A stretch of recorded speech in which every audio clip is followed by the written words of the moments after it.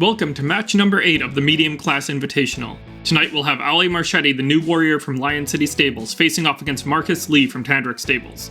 Both of these mech warriors are replacements for their stablemates who were representing the stables at the start of the Invitational but unfortunately did not survive the arena.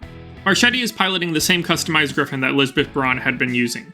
The main change from a stock GRF-3M is that its long-range missile launcher has been replaced by 18 SRM tubes. That gives her a devastating amount of short-range firepower, especially once her ERPPC has opened up some holes in her target's armor. The moving walls of Steiner Stadium also tend to force contestants to fight up close, so that should work in her favor tonight. Also in his first match for the Invitational, Marcus Li is the new pilot for the Blackjack originally used by Eva Volkov.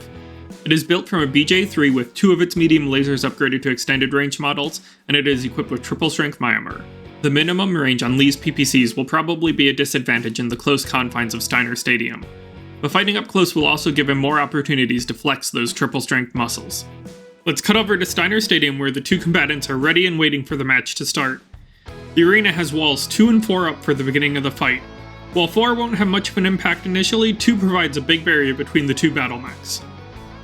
As the start signal is given, Li runs his Blackjack towards one end of wall number 2. Meanwhile, Marchetti runs her Griffin right into the middle of the arena.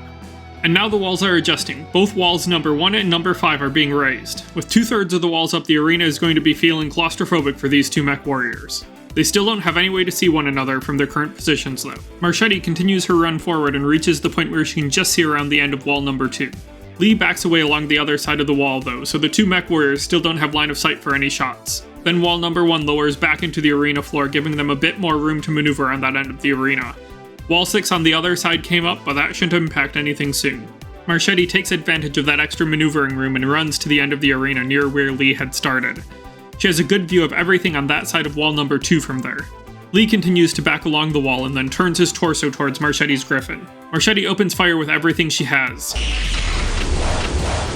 Her PPC and most of her missiles go wide, blasting into the raised wall behind Li. 4 SRMs do find the Blackjack though and chip away at the armor on its arms. Li returns fire with both PPCs and 2 lasers. 1 PPC and 1 laser hit the Griffin's torso. The other laser melts armor from its right arm. The walls then shift again. This time walls 2 and 4 are both going down, which leaves the entire half of the arena where Marchetti and Li are fighting wide open.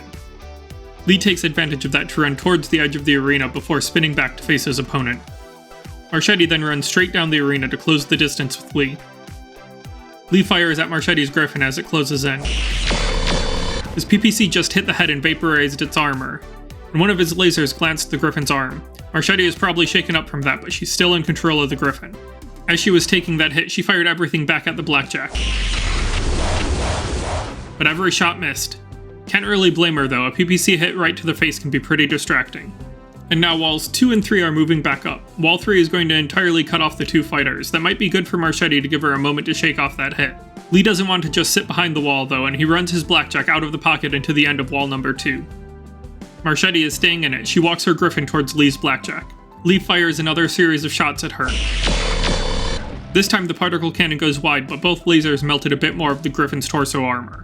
Marchetti aims at the Blackjack and fires everything again. Her PPC landed a solid blow on Li's left arm, and it looks like it damaged one of his lasers.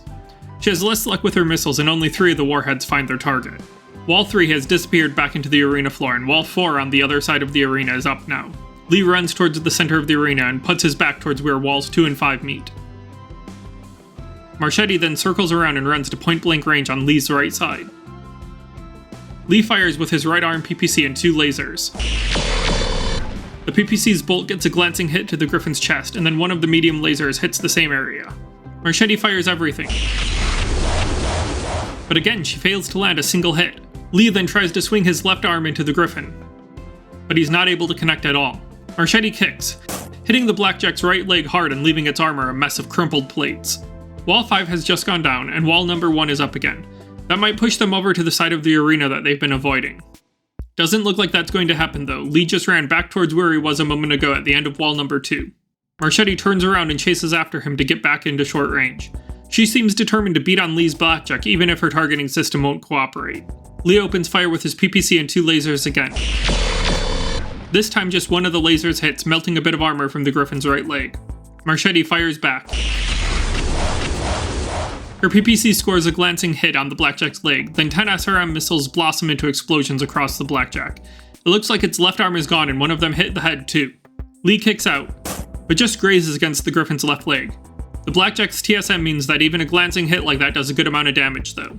Marchetti kicks too. She scored a solid hit to the Blackjack's left leg, and Li has lost his balance and his Blackjack has slammed into the arena's floor.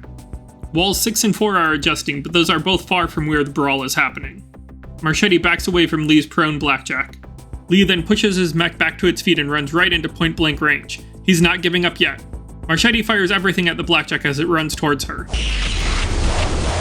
And she misses again! The Lion City techs really need to check if some wiring is loose in her targeting system.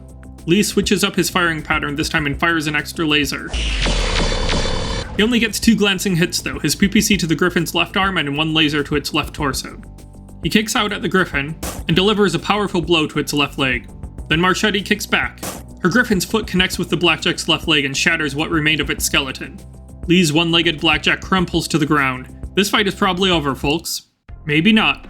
Li looks like he's propping himself up to take another shot, and neither of his torso-mounted lasers just connected. With Li still trying to fight, Marchetti blasts at him. Wow, that was a devastating salvo. Her PPC blasted into the internals of the Blackjack and it looks like its gyroscope is a smoking wreck. Then the 15 SRM hits were probably just overkill. With his gyro busted and down to just 1 limb, it looks like Li has decided to tap out. Things were looking bad for Marchetti after that early head hit, but she persevered to earn a solid win. With her victory tonight, Ali Marchetti has secured a 2-2 record for Lion City Stables, which should safely get her into the semifinal matches. Tandrick Stables, on the other hand, is sitting at the bottom with a 0-3 record. Marcus Li is going to need to beat Zara Alamin when they meet in order to avoid elimination. And up next, we will have the 2 top-ranked mech warriors facing off. I think everyone is looking forward to see if Arnie Belrose can remain undefeated or if Diajit Dewana will be the one to take him down. Thanks for watching. If you'd like to see more from me, you can subscribe here on YouTube, on Patreon, or at scottsgameroom.com. I'd also like to thank my patrons at the supporter tier for helping to make these videos possible. Thanks Jake, Joshua, Camilla, Cogwar, and Zachary.